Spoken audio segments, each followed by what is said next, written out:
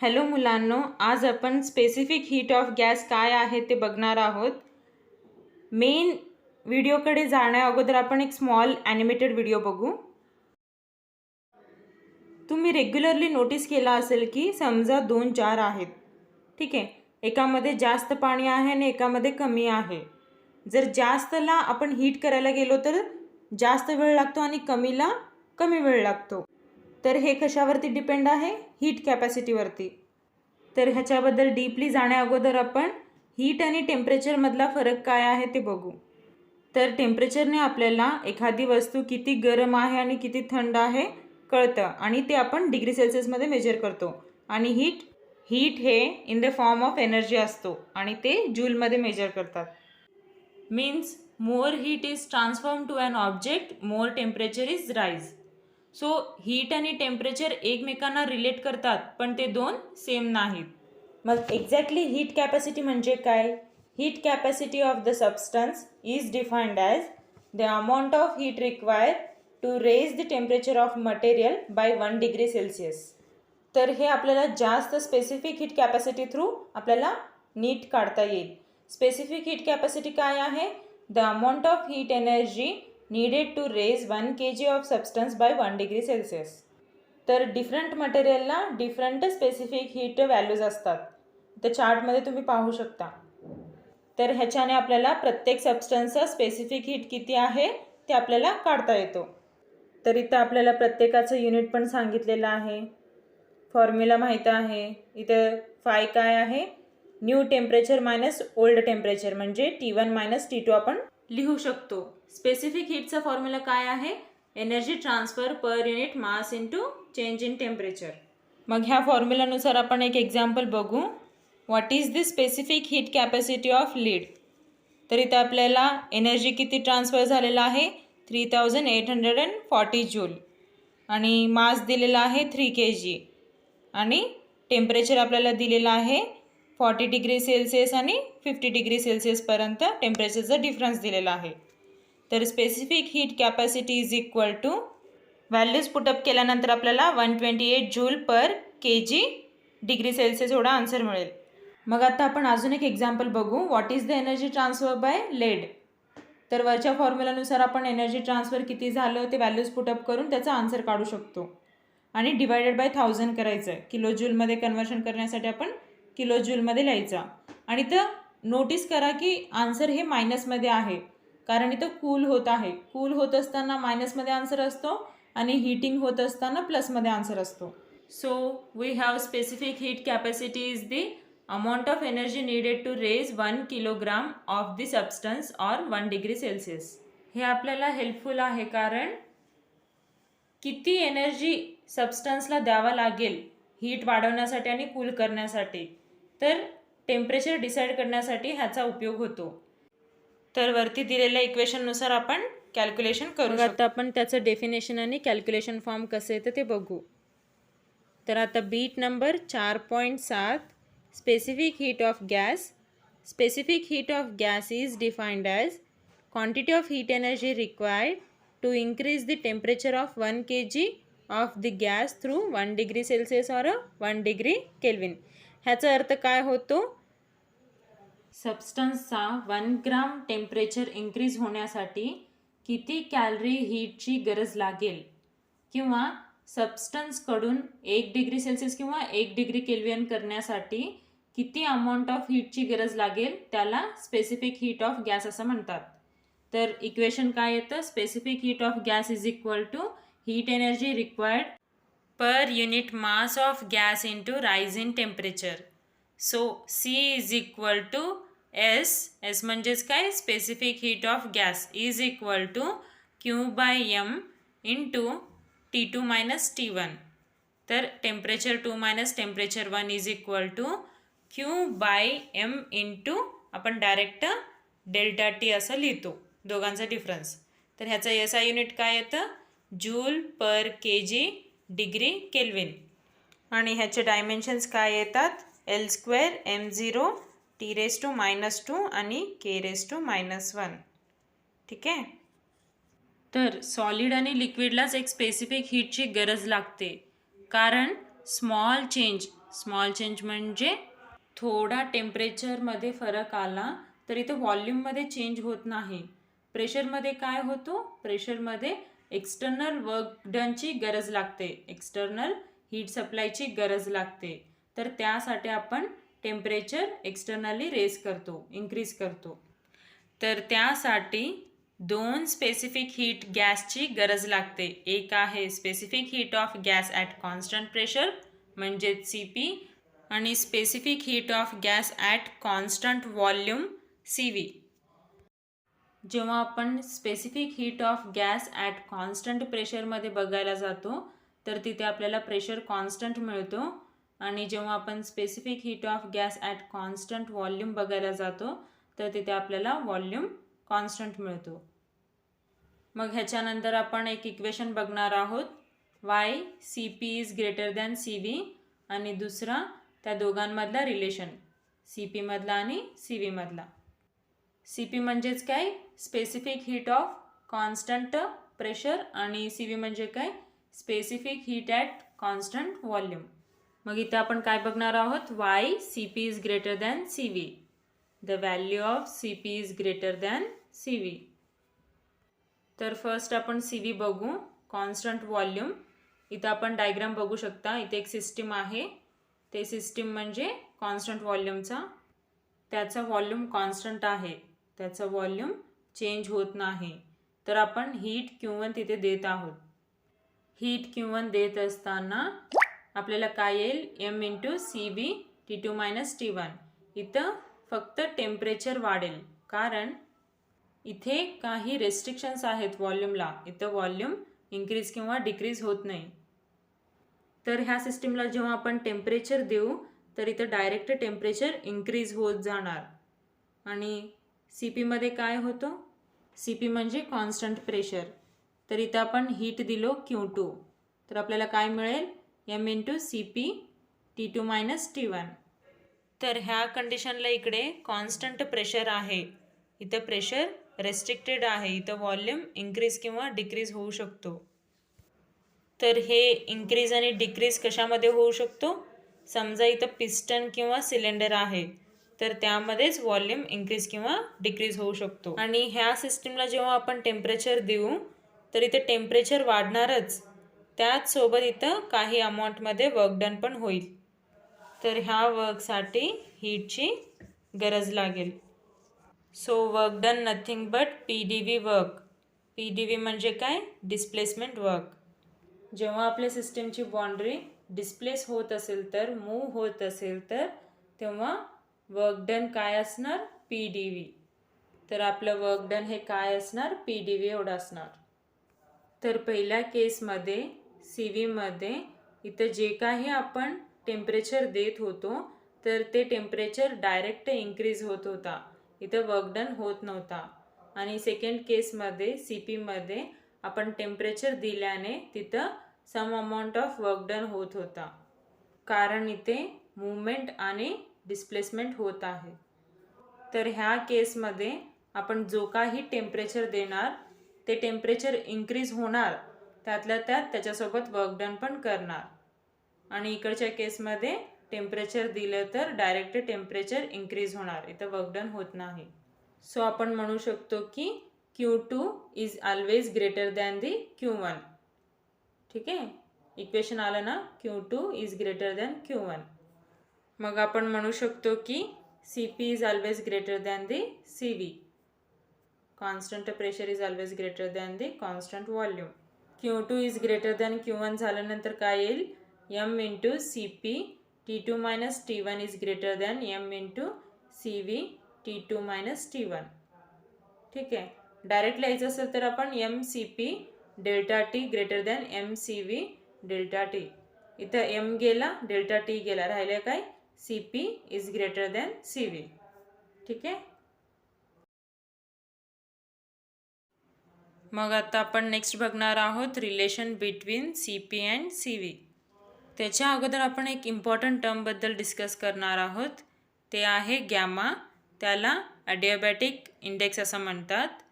Adiabatic index gamma is equal to specific heat of a gas at constant pressure CP divided by specific heat of gas at constant volume CV. Therefore, gamma is equal to Cp by Cv. तर ह्यालाच gamma ॲडिओबॅटिक index असं म्हणतात. So gamma will always have value greater than 1. इथं again Cp is greater than Cv.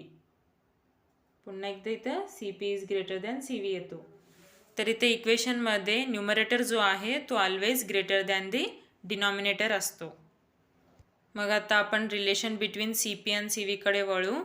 तर ह्याच्यासाठी आपण एन्थॅल्पीचं equation घेणार आहोत. एन्थॅल्पीचं इक्वेशन काय आहे? H is equal to U plus PV. इथे आपण स्पेसिफिक व्हॅल्यूज घेतलेला आहोत. नेहमी तुम्ही लक्षात ठेवा की टोटल काढण्यासाठी आपण कॅपिटल लेटर्सचा यूज करतो आणि स्पेसिफिक काढण्यासाठी आपण स्मॉल लेटर्सचा उपयोग करतो. तर H is equal to U plus PV.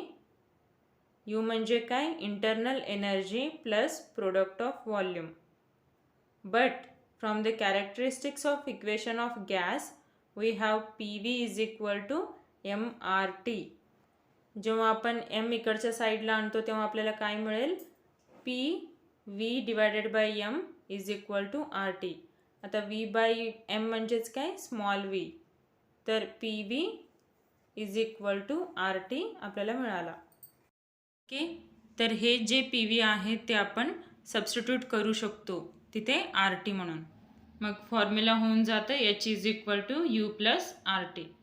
आता जो आपण फॉर्म्युला बघितलो H is equal to U plus RT, त्या प्रत्येक व्हॅल्यूला आपण आता डिफरन्शिएट करायचा. मग आपला जो H आहे ते डिफरन्शिएट केल्यावर येईल DH आणि Uला डिफरन्शिएट केल्यावर DU. R हे कॉन्स्टंट आहे तर त्याचं काही होत नाही. T हे टेम्परेचर असल्यामुळे त्याचं DT. मग आता आपण DT dividing by each term घेतल्यावर काय येईल? DH by DT is equal to DU by DT plus R. DT by DT cancel झाला. मग इथे DH by DT is nothing but CP आणि DU by DT is nothing but CV plus R.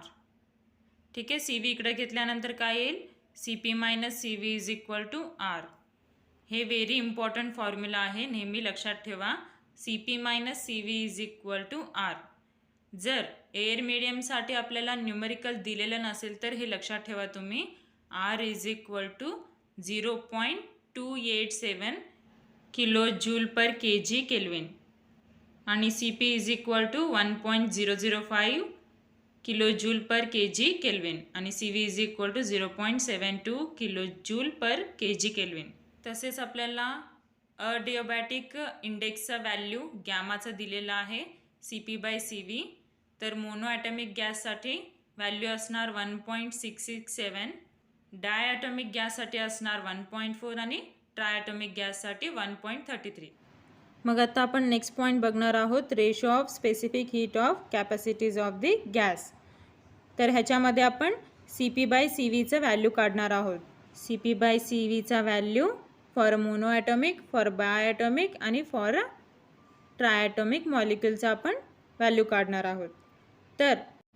तर first of all 1 mole of gas at constant temperature T घेऊयात आपण. 1 mole of gas, a perfect gas at T, temperature T. आणि small n म्हणजे काय? Number of degrees of freedom. Small n is the number of degrees of freedom. आणि capital N म्हणजे काय? Total number of molecules. Total number of molecules. तर formula काय? Total internal energy काय येईल? Total internal energy U is equal to total kinetic energy.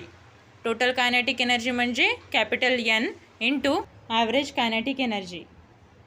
तर N into average kinetic energy काय येईल? 1 divided by 2 into KT into small n.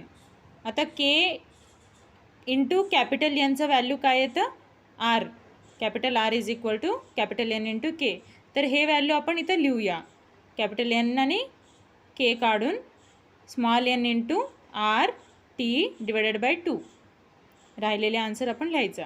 Now CV is equal to DU by DT. Formula काय आहे? DU by DT is equal to D by DT into NRT divided by 2. तर आपण derivative केल्यानंतर D by D T T इकडं गेला, N R divided by 2 राहिला. तर आपल्याला फॉर्म्युला माहिती आहे की C P minus C V is equal to R. मग आपल्याला C P is equal to लिहायचं असेल तर आर प्लस सी व्ही येतो, सी व्ही इकडे घ्यायचा. तर is equal to R plus C व्हीचं व्हॅल्यू आपण पुटअप केल्यानंतर N R divided by 2. R इथं आपण कॉमन घेऊ, आर बाहेर काढल्यानंतर 1 प्लस एन बाय 2 येईल. तर सी पी बाय सी व्हीचं व्हॅल्यू काय येईल? आणि आता C P by C V म्हणजेच काय? Gamma. Gamma is equal to R 1 plus N by 2 divided by C व्हीचं व्हॅल्यू काय? N R divided by 2. R R get cancel, आपल्याला मिळेल 2 plus N divided by N is equal to 1 plus 2 divided by N. तर आता आपण गॅमाचं value for monoatomic, for diatomic आणि for a triatomic काढू. तर केस फर्स्ट येणार मोनो ॲटॉमिक. तर मोनो ॲटॉमिक गॅसमध्ये डिग्रीज ऑफ फ्रीडम 3 असतो, कारण इथे ट्रान्सलेशन मोशन होत असतो. त्यामुळे degrees of freedom is equal to N is equal to 3. So gamma is equal to काय आहे? 1 प्लस 2 डिवायडेड बाय एन. इथं एन आपल्याला 3 मिळाला, तर gamma is equal to 1 plus 2 divided bye 3. मग इथे 5 डिवायडेड बाय 3 किती येईल? 1.66. आता सेकंड केस असेल diatomic गॅसबद्दल. Diatomic गॅसमध्ये degrees of freedom translation मोशनमुळे 3 असतो आणि रोटेशनल मोशनमुळे 2 असतो. तर टोटल किती आलं? 5. तर डायॲटॉमिक गॅसमध्ये N is equal to 5. Gamma व्हॅल्यूमध्ये पुटअप करू 1 प्लस 2 डिवायडेड बाय 5. आता राहिला 7 divided by 5 is equal to 1.40 आला डायॲटॉमिक गॅसबद्दल. आता केस 3 ट्रायॲटॉमिक गॅसबद्दल. ट्रायॲटॉमिक गॅसमध्ये डिग्रीज ऑफ फ्रीडम असतो 6. तर एन इज इक्वल टू काय येईल? 6. आणि गॅमा व्हॅल्यूमध्ये आपण पुटअप केल्यानंतर काय येईल? 1 plus 2 divided by 6 is equal to 8 divided by 6 is equal to आपल्याला मिळेल 1.33. ठीक आहे, कळालं का व्हॅल्यूज कसे आलेत? 1.33, 1.66 आणि 1.40. तर याच्या रिलेटेड आपण प्रॉब्लेम सॉल्व करू. Question 1. 5 gram of water is heated from 20 degree Celsius to 80 degree Celsius. 20 degree Celsius to 80 degree Celsius.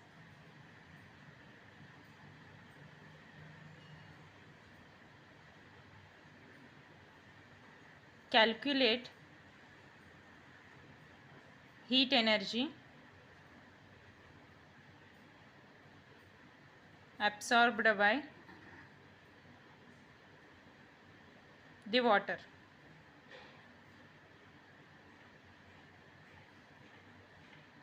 आपल्याला इथं गिवन काय काय दिलेलं आहे? गिवन इज इक्वल टू आपल्याला मास किती दिलेलं आहे? 5 ग्राम. एम इज इक्वल टू 5 ग्राम. मग नंतर टेम्परेचर दिलेलं आहे, T2 आणि T1 दिलेलं आहे. T2 minus T1 is equal to 80 minus 20 किती आलं? 60 डिग्री सेल्सिअस. बाय फॉर्म्युला आपल्याला माहीत आहे, फॉर्म्युला काय आहे? Formula C is equal to Q by mass into T2 minus T1. ठीक आहे, मग Q इज इक्वल टू हे पूर्ण आपण इथे घेऊ, C into M into T2 minus T1. तर काय येतील? व्हॅल्यू पुटअप करू आपण. 0.1 वॉटरचं सांगितलं तर आपल्याला 0.1 इंटू 5 इंटू 60. तर आन्सर काय येईल? Q इज इक्वल टू आपल्याला 30 कॅलरी एवढा आन्सर मिळेल. तर एनर्जी किती झालं? हीट एनर्जी आपल्याला Q is equal to 30 calorie एवढा मिळाला. ठीक आहे, आता आपण सेकंड क्वेश्चन बघू. कॅल्क्युलेट द स्पेसिफिक हीट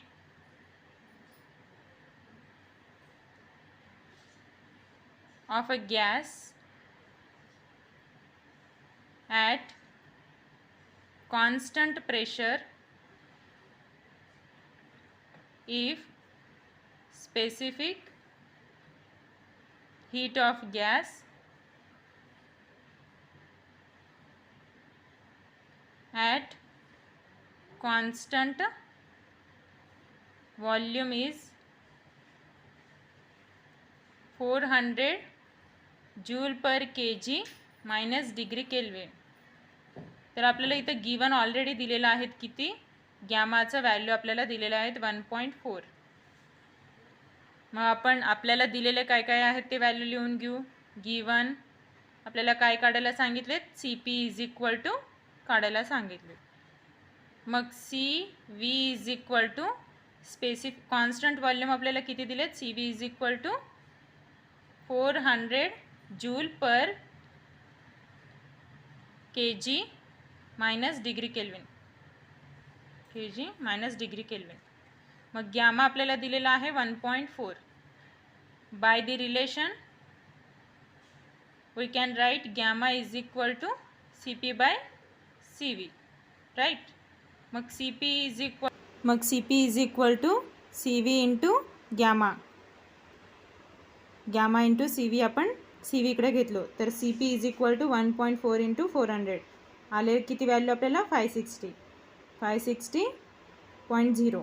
मग आपण काय लिहिणार 560 युनिट काय त्याचं, joule per kg minus degree kelvin. आता मी होमवर्कसाठी काही क्वेश्चन देते तर ते सोडवून त्याचा स्क्रीनशॉट पाठवावे.